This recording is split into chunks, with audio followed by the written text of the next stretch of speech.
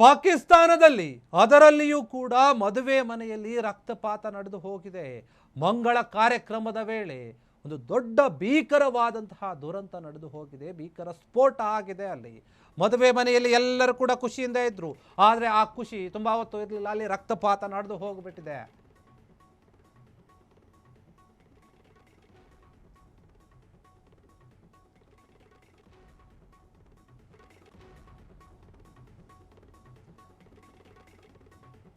ಮದುವೆ ಮನೆಯಲ್ಲಿ ಎಲ್ಲರೂ ಖುಷಿಯಿಂದ ಇದ್ರು, ಆದರೆ ಆ ಖುಷಿ ಕ್ಷಣಾರ್ಥದಲ್ಲಿ ಮಾಯ ಆಗಿಬಿಡ್ತು. ಅದಕ್ಕೆ ಕಾರಣವಾಗಿರುವಂಥದ್ದು ಅಲ್ಲಿ ನಡೆದಂತಹ ರಕ್ತಪಾತ.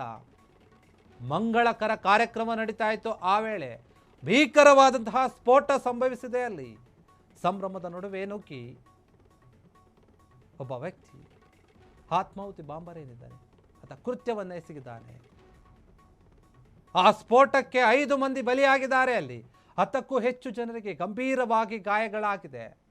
ಸಾವು ಬದುಕಿನ ನಡುವೆ ಹೋರಾಟವನ್ನು ನಡೆಸ್ತಾ ಇದ್ದಾರೆ. ಅಲ್ಲಿಗೆ ಮದುವೆಗೆ ಬಂದಂತಹ ಅತಿಥಿಗಳು ಮದುವೆ ಮನೆಗೆ ಬಂದು ವಧುವರರನ್ನು ಆಶೀರ್ವಾದ ಮಾಡಬೇಕು, ಮದುವೆಯ ಊಟದ ಸವಿಯನ್ನು ಸವಿಬೇಕು, ಎಲ್ಲ ಬಂಧು ಮಿತ್ರರ ಜೊತೆ ಮಾತನಾಡಬೇಕು.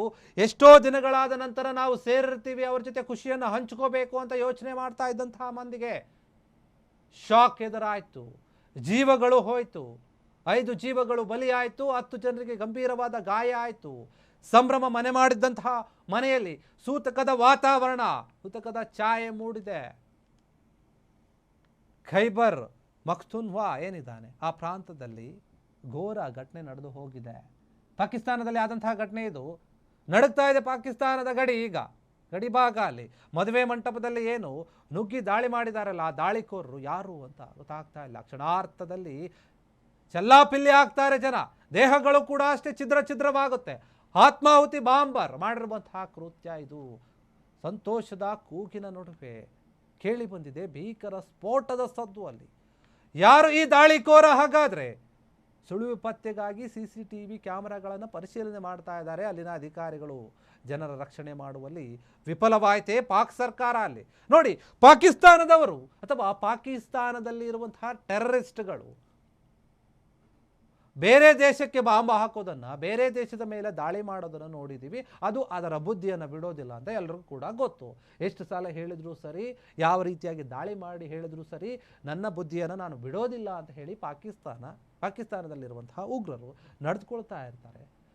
ಓಕೆ, ನಿಮಗೆ ಬೇರೆ ದೇಶದ ಮೇಲೆ ದ್ವೇಷ ಇರಬಹುದು, ಹಾಕಬಹುದು, ದಾಳಿಯನ್ನು ಮಾಡಬಹುದು, ನೀವು ಅದಕ್ಕೆ ಕಾರಣ ಇರಬಹುದು. ಆದರೆ ನಿಮ್ಮದೇ ದೇಶದಲ್ಲಿ ನಿಮ್ಮದೇ ಜನರ ಮೇಲೆ ನೀವು ಬಾಂಬ್ಗಳನ್ನು ಹಾಕ್ಕೊಳ್ತೀರಿ ಅಂತಂದರೆ ನಿಮ್ಮ ಮನಸ್ಥಿತಿ ಹೆಂಗಿದೆ ಅನ್ನೋದು ಅಲ್ಲೇ ಗೊತ್ತಾಗ್ಬಿಡುತ್ತೆ. ಪಾಕಿಸ್ತಾನದ ಬುದ್ಧಿ ಏನು ಅನ್ನೋದನ್ನು ಮತ್ತೆ ಮತ್ತೆ ತೋರಿಸ್ತಾ ಇದೆ. ಅವರ ಜನರ ಮೇಲೇನೆ ಅವರಿಗೆ ಯಾವುದೇ ರೀತಿಯಾದ ಕನಿಕರ ಇಲ್ಲ ಅಂದ ಮೇಲೆ ಇನ್ನು ಬೇರೆ ದೇಶದ ಜನರ ಮೇಲೆ ಹೇಗೆ ಬರೋಕ್ಕೆ ಸಾಧ್ಯ? ಹೇಗೆ ಬುದ್ಧಿಯನ್ನು ಕಲಿಯೋಕ್ಕೆ ಸಾಧ್ಯ? ಇಬ್ಬರು ಮದುವೆ ಮನೆಯಲ್ಲಿ ಹೋಗಿ ಬಾಂಬನ್ನು ಹಾಕೋಕೆ ಅಥವಾ ಆತ್ಮಾಹುತಿ ಬಾಂಬರ್ ಹೋಗಿ ಈ ರೀತಿಯಾಗಿ ದಾಳಿಯನ್ನು ಮಾಡೋಕ್ಕೆ ಏನು ಕಾರಣ ಅಂತ ಗೊತ್ತಿಲ್ಲ. ಹುಡುಕ್ತಾ ಇದ್ದಾರೆ ಅಲ್ಲಿನ ಪೊಲೀಸರು. ಯಾರು ಮಾಡಿದ್ದು ಏನು ಎತ್ತ ಅಂತ CCTV ಫುಟೇಜ್ಗಳನ್ನೆಲ್ಲ ಕೂಡ ಗಮನಿಸ್ತಾ ಇದ್ದಾರೆ. ಎಲ್ಲೋ ಒಂದು ಕಡೆ ಅಲ್ಲಿನ ಸರ್ಕಾರ ಕೂಡ ಸರಿಯಾದ ರೀತಿಯಲ್ಲಿ ಆಡಳಿತವನ್ನು ನಡೆಸ್ತಾ ಇಲ್ಲ, ವಿಫಲ ಆಗಿದೆ ಅನ್ನುವಂಥ ಮಾತು ಕೇಳಿ ಬರ್ತಾ ಇದೆ. ಕ್ಷಣ ಕ್ಷಣದ ಸುದ್ದಿಗಳಿಗಾಗಿ ಫ್ರೀಡಂ ಟಿವಿ ಸಬ್ಸ್ಕ್ರೈಬ್ ಮಾಡಿ, ಲೈಕ್ ಮಾಡಿ ಹಾಗೂ ಫಾಲೋ ಮಾಡಿ. ಹೊಸ ಸುದ್ದಿಗಳ ನೋಟಿಫಿಕೇಶನ್ಗಾಗಿ ಬೆಲ್ ಐಕಾನ್ ಮೇಲೆ ಕ್ಲಿಕ್ ಮಾಡಿ.